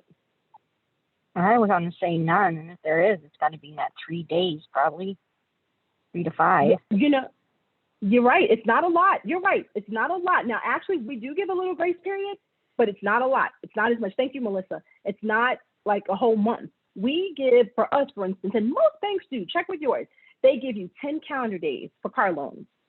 For mortgages, you get about up to 15 calendar days. But for credit cards, you get 0. So you have to understand what the payment cycle is for the bills that you have. Now, if you have something where it's a lease, it's equipment lease, or you have a loan for equipment, right? Or a bank loan, or I know that Noel talked about loans earlier. You need to find out what the terms of those loans are, so that way you know how much wiggle room you have. If the due date is the 15th and you have a 10-day grace period, well, you already know if you have a cash crunch, you technically have until the 25th to make a payment if you had to push it that far. Now, if it's a credit card, you don't have that. You have to pay when it's due, because if the bill is due on the 26th, let's say it's due today, on July 26th, by 12:01 a.m., July 27th, if you haven't paid it, you are late, and you have to pay a late fee, and they do not care. So that's what, and yeah, you can open a business account with it. There's a question in the chat. I'm going to just speak it out just in case people can't see that. He's asked, he's had an EIN for a year. He's hesitant to open a business bank account without incoming revenue or funding strategy. The only thing I will say to that is, if you plan on making business expenses or having business expenses, even if it's something as simple as your Secretary of State registration, your web hosting, or your business cards, or something like that, I'd say open the account. Now, if you are in the BB&T footprint, the business accounts we offer are free. There's no monthly maintenance fee, no minimum balance requirement. So therefore, we're not going to sit here and watch the fact that you have $50 chilling in your account and that's it. It's okay. It's designed for startup businesses that are in those elementary stages, that are trying to get the business off the ground. Melissa ultimately wants to do larger work, but she's doing farmers markets. We got Camilla, who's doing government contracts, so therefore she still has to wait until the money comes in at times. Your business is going to ebb and flow. We allow you that leeway with the account. So that's why it's important to understand the products that the bank offers and what you're trying to do. TAMIKA, can I add Yes, to that? please. Absolutely. Yes, please. So when you're starting a business, let me move my camera over. When you're starting a business and you registered with the state and you have your EIN number and you got that 10 years ago, but you opened your bank account yesterday, a lot of people are going to consider that your business was open yesterday. So, you know, there are a lot of banks like BB&T, now TRUIST, who does not charge you fees for having a dormant bank account, right? As long as it's open and you have your opening balance in, you should be good to go. But you have to open your business bank account as soon as possible, because that's when people considered you're actually doing business. So I just want to put that out there. Do not wait for that account. Thanks. Thank you, Laura. Thank you for chiming in with that one. So thank you. So you do want to consider what she just said. The one thing I would say, though, just like with anything, is I would say just use it at least once a year. Because just like even with credit cards, they will freeze and close those things on you quick, right? Same thing with checking accounts. If you don't use them, be careful. Just at least once a year, have a withdrawal, not a deposit, a withdrawal, something that we know that the actual account owner had to initiate, right? So just be sensitive to that once a year. But excellent, excellent point. So Dakota, you can definitely open an account. So fantastic. And then third, managing your money, right? You want to have some way to manage it online. Now, gone are the days where people even get statements in the mail at home. And if you do, that's great. Just make sure you save them because you may need those. The bank charges you if you don't have them and you want one from 2 years ago. But you need some kind of way to be able to manage and keep track of what you have, whether it's the online portal, whether it's utilizing mobile alerts, so you can know when something happens, because nowadays 30 days is way too long to wait to see what's happening with your account. So hopefully everybody is on mobile banking, everybody is using mobile alerts.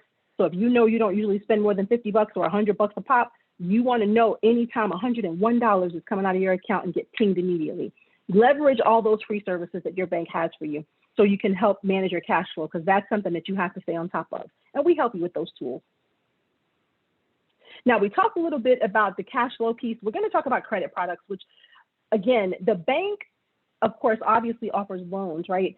But with the bank has the cheapest money out there, right? The money is the cheapest. The rate's going to be the lowest or the most competitive you can find, assuming all things fit within our little box, right? The credit has to be on point. The cash flow has to be on point. But there are some things that we can help you with that people don't know. So instead of, I'm not going to belabor the point about banking credit because I know Noel talks about that all the time. But I will tell you some things that you may not know. If you have a day job and you are looking for business credit, it is easy for you to get a business credit card with us, assuming the credit is strong. If the credit is strong, even if you've not made money in your business, if you have personal income and stable credit, we can help you with the business credit card. We did that for a client who she was manufacturing these little stuffed animal things, and we got her $15,000. She was retired. She just launched her business. The ink was still wet on her Secretary of State papers virtually. $15,000 line of credit. Excuse me, credit card. So don't say no to yourself. Come to us. And that's why it's important to have a bank relationship, because let us tell you what we have an appetite for, what we can do, what we can't do. Sometimes people make assumptions and think that, well, no, they'll never do that. Yeah, we will. Talk to us. And if we can't, we'll let you know, because I'm very honest, I'm very upfront, I'm very transparent, and I will let you know whether it's something we can or can't do. Now, from a regulatory standpoint, we can't just decline you on the just if you come and tell us a story, because we have to look at your credit report. We're not going to tell you no, don't come, but we will give you honest answers and plan Bs if we are not going to be a good fit for you. Credit cards, of course, we offer lines of credit, loans. We're a preferred SBA partner. So there are a lot of options there. We'll talk about what you're looking at doing, what loans you already have, what you're trying to acquire.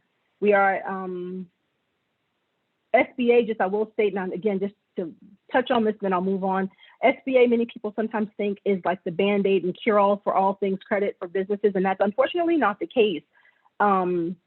With SBA really helps you either extend the term or which lowers your payment of a loan, or it can help you with a lower down payment if you're looking to purchase something. So those are some things, but you have to go through the bank typically for that anyway. Again, we're back to that banking relationship, so be sensitive to that. And I love it. I love the chatter and the chat box where you're engaging with one another to help one another, because that's part of how you grow as business owners too, is networking and helping people see what's worked for you. Moving on to insurance. I want to talk a little bit about the insurance piece. Many times business owners, you hear about GoFundMe, right? GoFundMe all the time is what people use when they don't have enough insurance to protect themselves for an unforeseen occurrence. Well, with a business, you do have to plan for these things, right? Because it's not just your you individually that's impacted. You have employees, you have a family, you have customers. You have to make sure that that is all protected and insulated. And you have to manage that risk by dealing with someone who can help you in each of those categories. It depends on what you have, even if you work from home. We got our mushroom business. Well, she has to make sure she's protecting herself so that anyone doesn't say they got sick from her mushrooms, or the person who, the wash and fold, you didn't use any kind of material, chemicals that cause an allergic reaction. People love to sue. So you have to make sure that you are protecting yourself and your business, because you are not going to be the one to be victim to their litigious ways, right? Now, that's why the insurance protects you. It's one of those things where it's the cost of doing business. You can't afford not to have it. Kind of like when you go out to a restaurant and people don't like the tip. It's like, well, you really can't afford to eat out because you need to cook, right? That's what I tell my sister all the time. You can't afford it. You can't give everybody a $2 tip, just and your meal was $40. It's the same thing with your business. You have to be willing to count the cost for certain expenses, and that includes protecting your business, whether that's workers' comp, whether that's the casualty insurance.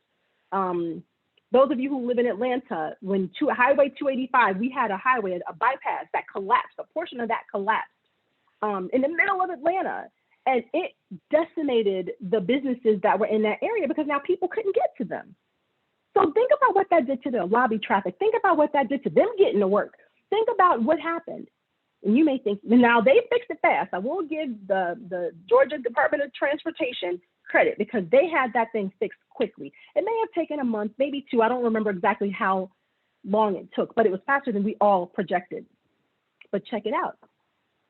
If you were going to a hairdresser, a grocery store, a nail salon, a car repair place that happened to be right near there, in that 2-month time span, you already found a new hair salon, a new grocery store, or a new nail salon, and you're giving your business elsewhere. Did you know there's insurance that could have protected those businesses from that unforeseen occurrence? It's called business interruption insurance, and it's based on the revenues you generate. It could have protected many of those businesses had they had that. Now, a lot of people are like, I didn't even know it existed. That's why it's important to have, thank you, Laura, it's important to have access to a banker so they can tell you, who is in your corner. We work with specialists that can tell you exactly what you need and how you need to protect yourself. And we're a broker so that we don't just tell you these are our rates like some companies, for instance, like a State Farm or a Geico or an Allstate. That's what they do. That's their company. We are a broker, meaning we don't underwrite our own policies. We partner with A-rated companies, kind of like Progressive. So we are the 6th largest in the world, actually, when it comes to insurance brokerage. What that means for you is competitive rates and access to insurance policies that you may not get from some traditional insurance agents. There's even kidnap insurance. I mean, who knew? Ransom insurance, of course, cyber protection. If your business is and cyber breaching and things like that are definitely something that might be necessary for those of you who have confidential client data. So just know that you're not required to know everything about it, but if you talk to an expert who knows your industry, they can help prepare you and put you in the right position. Last 2 areas that we talk about are employee benefits. Now, if you have employees, and remember that PPP process taught us all, if we didn't know, now we know the differences between PPP and, between employees and contractors, right? Sometimes we classified people as contractors because it was easier, it was faster, we didn't have to deal with the taxes. But as you saw, if they were improperly classified, you couldn't even get money for them for PPP because they were now considered a business owner of their own. You could only get it for yourself. So therefore, it's good to have a proper understanding of what a true employee is and what a contractor is. And we have an HR compliance arm to help your business with just that. Here in Georgia, and this, I don't know if they even still charge this, the Department of Labor, this was, I think, pre-COVID, they had hired a bunch of more employees, inspectors, if you will, to go out and check businesses. For instance, something as simple as a labor law poster. If you didn't have a labor law poster up in your business when you came to be audited or inspected, that's a $7,500 hit. For many small businesses, they didn't even have $7,500 in the bank. So guess what that does to that business before it even gets off the ground? So that's why it's important to make sure that you are compliant when it comes to HR or any type of situation such as that. And we offer that service as well. If you don't bank with us or you're not in our footprint, check with your bank and ask them, what HR compliance resources do you offer that can help me with my business? You'd be surprised. They probably have access to someone. Not only does it come to HR compliance, but when it comes to retirement, think about it. People don't want to work, right? People, they're having a hard time finding people and retaining top talent. And the thing is, sometimes, if depending on the niche of your business, you may be that very person having to offer things to keep them in your employ. So therefore, we offer those type of benefits for you, like retirement, 401k, of course, direct deposit, medical benefits, dental, all those things that people look for. We can help you offer those things and make it competitive and price sensitive, for those of you who are price sensitive. But that's another area we discussed. Life insurance as well. And even financial education for them. Because people, if they're stressed about money, it's going to show in their productivity and performance or their absenteeism, right? They won't tell you about it, but they've told us. We have surveys, literally, they reports where people are stressed because of finances and they don't come to work. We can help with the educational component from a financial standpoint for your employees. Last but not least, we talk about your personal financial needs. I mentioned this at the outset, how sometimes now what we've discussed, we've talked about so much in just a short time. There seems like there's no room for your own personal finances, but you can't leave them out. What does your banking look like? Where are you banking? How much are you paying in fees? How are you accessing them? Right? Are you protecting your family and what's important to you? Especially if you're the sole breadwinner for your family and your business is it. Think about what happens if you are disabled, heaven forbid, or worse yet, you die. What's going to happen to them and the bills and the income they've now lost and the debt that they now have incurred? And think about if you have pledged any collateral for your business, right? What happens to that? These are conversations we want to have with you. When it comes to lending, we can help you on the personal side. Mortgage rates right now are at the bottom. They are the lowest they've ever been. Let us help you with that. Investments, again, you don't want to work forever. So you want to be able to plan for retirement. As a business owner, we can help you do that. We can help you plan for retirement where you can get the benefits of tax shelters and you can get the benefit of investing your money as you're working so that you can enjoy a very comfortable lifestyle that's the same as or better than the one you're having now. That's some of the things that we help our business partners with. And so there's a question in the chat that says, her daughter lives in Florida. Can I have my oldest be a representative signer on the account and work with your bank? So good question. So the way it would work is she could open the account. Basically, it would have to be the other way around. She would open it and then you would be added to her account. But you still, let me see, do we ask for your address? For the business, it would have to show on the Secretary of State that the business is located here. Not just her as the principal, but the business as well. It has to be in the footprint, rather. So as long as she and the business are in the footprint, then we can open the account. And then if she wanted to make you a signer, she could. But I don't know if you want to divulge that kind of authority to her for the business, because that would also count for if it's a loan. If you're looking to get a line of credit or a loan with us, that's the same thing we're going to look at. That's going to be our Bible, if you will, as to who is the go-to person. And I'm so sorry about that. And Tiffany mentioned with the death issue, please, I'm sorry for your loss. And that's unfortunate too, when there is a loss.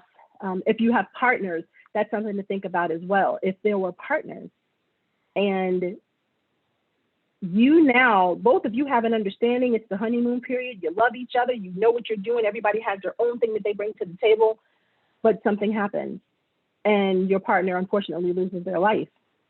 Now you're stuck dealing with the wife who you don't like no way. Now she's not only part of your circle, she's a business partner now. She didn't like the business in the first place. So now look at what you have to deal with. Those are things you can plan for, that business succession planning, the exit strategies, all of those things are what we talk about. Can I add to and that? that's another place. Yes, of course you can. All right, hi everybody. That is exactly where that corporate minutes book come in. It will have your operating instructions. It will actually say it'll give you an opportunity to say if a partner dies or is incapacitated, then their part of their partnership can go to you or the spouse or the children or whatever. You can outline that in that book. So I just want to let you know that that corporate minutes book is important because you do need to have a succession situation in writing. Okay, I just wanted to put that out there. Fantastic. I love it. I love it. And that's exactly why you need resources like Laura and myself to help you in the areas that you may not know. You're experts in the craft that you went into, but let experts in the other areas help you in those spaces. And like Laura mentioned, did you know there's insurance that can help you buy out a partner? So that wife that you didn't like anyway, you can buy her out, or they can buy you out, right? That insurance does that, where you don't have to get a loan or you don't have to come out of pocket. It exists. Know that it's an option. I know I'm running low on time. This is another slide that we share with folks, which shows you who your team is. Now, my picture is up there just for you to see. That's just a stock photo. I don't know who those people are, but the names and the different titles that are here are different partners that we have in the bank that can help you in your space for whatever it is that you're needing, whether it's credit card processing, payment solutions, insurance, virtual, wealth advisement, because we're speaking that into existence, right? The manifestation that you are going to be in need of a wealth advisor, and whether it's an educational wellness for your employees. The picture of the banker that you're meeting with will be here, and the branch that you're meeting at or dealing with will be here as well. When we finish the summary, we like to see, okay, what's the priority? Let us recap and talk about what's step one, what's step two, what's step three, so that we have actionable steps. It wasn't just an exercise and all these wonderful things that you need to do or you have already done. We need an action plan. What's going to happen next? So you can actually put to practice the things that you've learned or the things that you were reminded of, because you may already know these things. It's just sometimes we need a gentle nudge. So that's what we talk about that. Now, the bank aside, one of the things, if you have a good banker, they're going to know people in each of these spaces, because as a business owner, you're going to need partners in these spaces. You need an attorney. When it comes to contract law, I know I forgot, who was it that had Camilla deals with government contracts. I'm sure she had somebody who went over that with her from a legal perspective to make sure she knew exactly what she was getting into. That applies even if it's a lease agreement. You need someone that can help you with things like that, because they're never written in your favor. They're always written in the favor of the person who's issuing it, right? You need a banker, a CPA or an accountant, someone who is an expert to help you with your financials. Melissa mentioned that earlier. A marketing professional, that I think is critical as well. Yeah, you do need all of them, Camilla, because you may have a great idea, but if people don't know about it, you're not gonna make any money. And if you're not, and even if you are a social media guru, let's say you know how to work TikTok, you know how to work Instagram, and you can do Facebook all day long. That's great, but sometimes as a business owner, you need to spend your time on more revenue generating activities. Outsource what you can and spend your time on what's going to yield you the highest results. If that's building new relationships, if that's going and seeking those higher dollars. And then get one of the teenagers, well, I say a teenager, get someone who can maybe a marketing professional to help you with your marketing, your business, and what marketing platform is more suitable for you and where your target audience is. You may be sitting on TikTok and they're not even on TikTok. They're on Facebook, because you have an older clientele. You need to understand exactly where they are. And a business coach is helpful. Laura sits in that capacity. I, in a consultative standpoint, from a banking perspective, sit in that capacity, or you can hire an official one. But those are people that I think you need on your team. Another point is other resources. Of course, I listed the attorney, banker, CPA again, but these are just some resources as a business owner that I think are always helpful for you to have.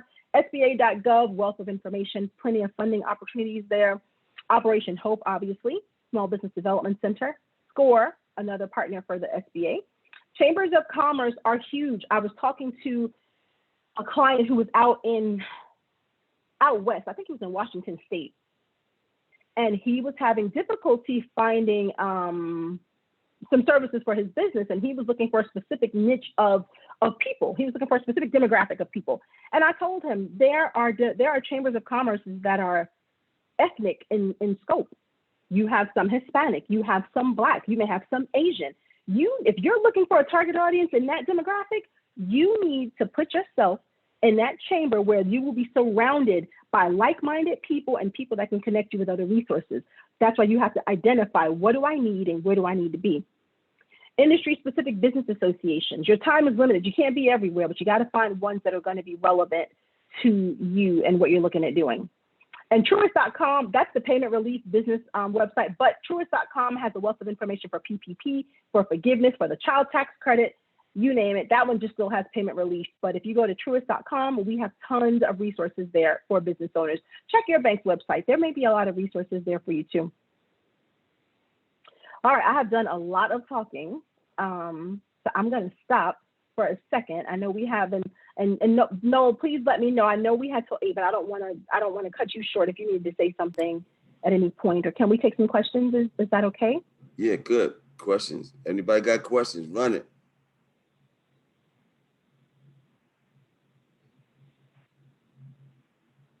Is my mic on? Yep, we hear you. Okay, And we cool, see cool. you. And that's okay, folks. I'm going to put my my contact information in the chat because I know on the screen. So if you can just take a screenshot, that QR code is just my LinkedIn profile. But you're welcome to connect with me by email, by phone. That's my office phone, but I check my voicemail all the time because I have my office phone on my computer. And I'm on LinkedIn all the time as well. If you have questions, if I can assist, if you want to have a sidebar conversation, if you are in our footprint, you are in the city of Atlanta, or even if you're just in another state, but yet in a footprint where we do business, I can put you in touch with a banker in your area. So whether it's Baltimore, whether it's Texas, whether it's Kentucky, I saw some Colorado. We're not out there yet, but I'll go because I want to go skiing. But when we get some branches out there one day, then that will be something that we'll do. But until then, it's been a pleasure speaking with you this evening. Noel, thank you for having me. Laura, I appreciate you. My contact information is there, and I hope you saw some value in what was shared. Thank you very much. Thank you very much. Oh my God. Everybody, if y'all like that, put an A in the chat room for applause for Laura Sims, Operation Hope, Miss Stafford, Truist. All right, everybody put an A. That's how we do audience participation. Back in the day, they say crowd participation, right? Everybody, thank y'all. This is what I'm talking about. I'm teary-eyed. I'm serious. I'm teary-eyed that we jumpstart the 4-day funding crash course. And you see what I mean by crash course? There's a bunch of information that you can actually use. And the audience was engaged like what? And the presenters were fabulous. I mean, Laura, thank you. Miss Stafford, thank you. I'm teary-eyed. I'm teary-eyed right now because of the wealth of information that we are able to provide, and we're just getting started. Make sure you're registered for Tuesday, Wednesday, Thursday. I run down the whole business credit stuff. Make sure y'all check out Miss Stafford and or her contact information. And oh man, I hope y'all was taking notes. This is also going to be on YouTube in the next day or two. So tomorrow, we got Credit Suite. That's my parent company is coming in tomorrow, right? So we're going to talk about all these funding options, all right? Wednesday, I'm going out to Long Island and do a broadcast from ROK Financial, all right? I got 2 presenters out there that's going to talk about all the different types of funding and capital that you could get, all right? Thursday, I'm doing my whole rundown on how to get $250,000 in business credit for your EIN that's not linked to your social, and access lines of credit and business loans. So make sure you're registered for Tuesday, Wednesday, Thursday. Thank y'all again for coming. I can't, I'm teary-eyed. We're gonna jumpstart this off right. Laura got hold the fort down like crazy. Miss Stafford, oh my God, the wealth of information, she hit me to services that they provide. Okay, so I know y'all got some info. Somebody came out of here with something they did not have when they came in. I really appreciate y'all. Does anybody have any last questions for any of these professional Black women up in the building? Any questions before we end? Okay, make sure y'all get your free guide on how to build business credit at businesscreditbuilder.us/free guide. If there's nothing else, we're gonna end it right on time so y'all can go about your business and come back tomorrow at 6 o'clock. That's how we get down. Yo, check out my background in Harlem. Word. You see that, right? That's dope, right? All right. Y'all gotta give it to me. New York City in the building. All right, y'all. Yo, thank y'all. Laura, I'm getting ready to call you. And everybody, have a good night. All right. Thank y'all. Appreciate it. Thank you. Good night, everyone. Night. Good night. Yeah.